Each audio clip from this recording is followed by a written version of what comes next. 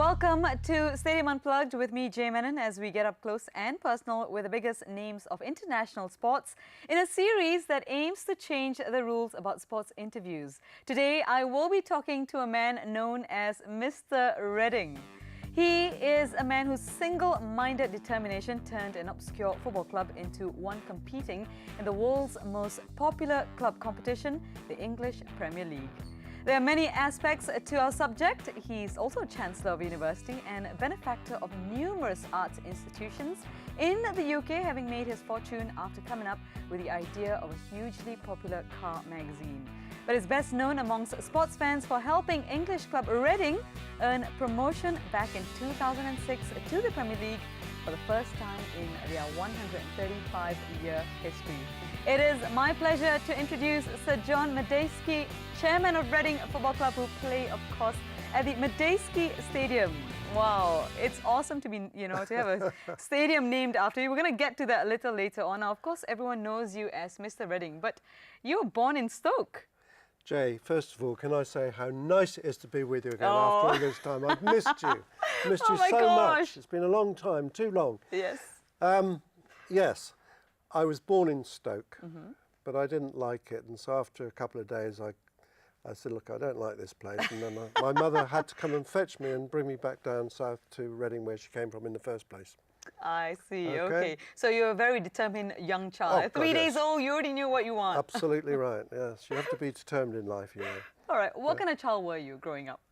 Pretty varied sort of upbringing, actually. I mean, my mother was single, had a single mother, and I spent the first few years of my life past the parcel. And then my mother married my stepfather, Mr. Madejski, and then I was sent off to boarding school and so on. So yeah, it was pretty, I had a pretty sort of tough upbringing, but it was good because I had a reasonably good education in terms of school of life and so on. And at a very young age, I went around the world and just saw what life was all about, University of Life. So I've had a great opportunity in life, and I've taken those opportunities, and that's probably why I've been relatively successful in some ways. Okay, you of course affiliated to the sport of football in a big way. But did you like football growing up? How was it like in the 40s? Well, in fact, I didn't. I was never a football fanatic. In fact, I played rugby at school, rugby, and I liked tennis, but I wasn't very sportique. I used to run. I was a good runner, especially running away. But but no, I've never have been a football fanatic. I'm getting a bit of a football fanatic now, but it's taken 22 years of being chairman of Reading Football Club to become a football fanatic.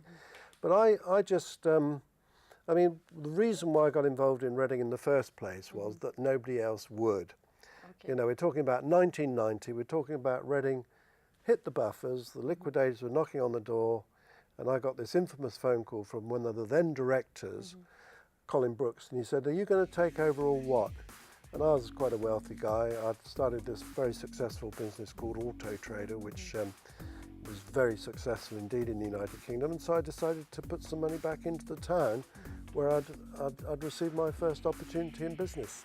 And that's how it happened. So it's really based upon community, because Reading Football Club, in case people don't know, was established in 1871, was the fourth oldest league club in the country, and of course it meant quite a lot to a lot of people in the local area. So I thought it'd be nice just to save it for, those people, and it's part of the local fabric, and I just couldn't countenance it going out of disappearing forever. And I had the wherewithal to do something. And so I did, but I didn't realise I'd be there 22 years later, and I didn't realise what a hell of a job it would be to do it. I was just going to say, did you have any reservations from the start? Oh, thinking, God, yes. oh my gosh, enormous. I don't know this very well. Am I going to be able to do this? Enormous reservations.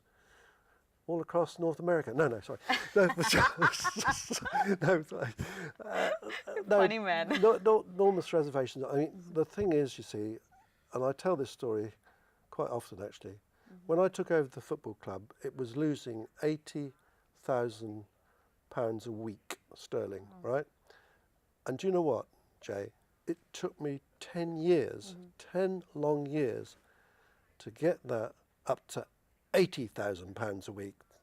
Wow. So you can see what it's That's a all lot. about. Yeah, it's just money. It's just money. It's just such a thirsty business in terms of money. The Premiership and indeed football in general. You know, it's quite crazy, really. I've seen the 22 years of which I've been involved. I've just seen the spiralling costs of football just go up and up and up and up and up. And what are your thoughts on that? As in, is it justified, or is something No, that it's you not. are fighting against? Well, I've always fought against it for the past 22 years, not that it's made any difference, because at the end of the day, it's market forces. I mean, if there's a player there and your team wants him, my team wants him, where's he going to go? The one that pays the most money. So it becomes a market. And so obviously that's why the creme de la creme, the best players in the world, are bought by the richest clubs, and that's how it works.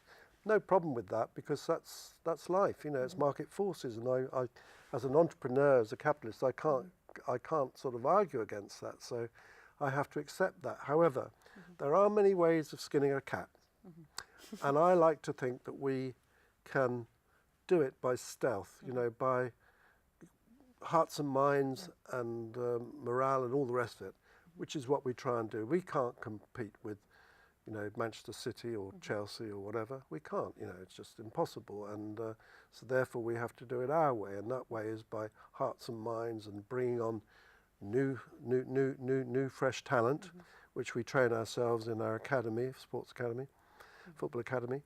And we train our own, we grow our own. And my manager is a fantastic guy. He's been with me for 12 years.